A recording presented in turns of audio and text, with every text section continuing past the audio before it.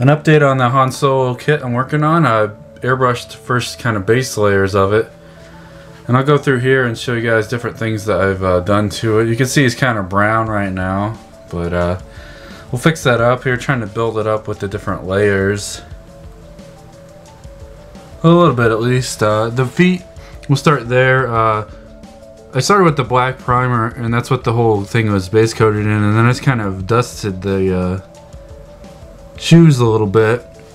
It's a little hard to see in the video, but just the tops of his shoes are kind of dusted or brown, like they're a little dirty. I wanted him to look like he's worn a little bit. Not really worried about the pants right now because I'm going to paint those blue later, but I might be able to see a little gradient there, and I think it looks kind of nice. Might add some later on. Might add some like clumps of mud on the very bottom, or something like that, or maybe some gray because it's kind of a little faded, but give it some more details. You can see here the arm looks okay being painted, so that's fine. And just used the like flat brown, I think, over everything was all black, so I kind of took my time and airbrushed some areas to do a little shading. Like you can see in his shoulder, it's darker in the corners. My airbrush isn't really precise, so I kind of had to wing it a couple times, and it's going to be a little tricky up by the collar because I can't really get in super precise, so I'll figure something out. Maybe just have to hand paint that. I did a little bit of shading on the head, but not really. The first time I did it, it was really too dark, and I was looking at pictures, and his shirt's kind of like ivy color, so I kind of got a long ways to go, but I don't want it to be super bright, but this is a little dark right now. And you can see on his jacket, it's added a little bit of like dusting to his jacket, which is supposed to be black, but I'll just go back over that or mask off the rest of it. But you can see there's kind of some layers to it. The middle part's definitely lighter, so that's what I wanted to do, and I think I'm doing pretty well at it. It's hard to keep your patience at it sometimes. You just want to do it real fast, but then it starts getting blotched on, kind of like, so you just gotta take your time with it.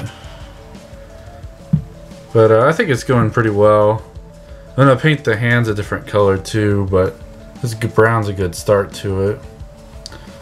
Not really that much other spray. Some of these, like you can see on his butt there, is gonna get like, it's like a dirt or something, because you can just scratch that off and it kind of goes away. I don't know what, maybe overspray or something like that, but so far so good. Just think next time I get in the airbrush, it's a little cold today and probably for a little bit, but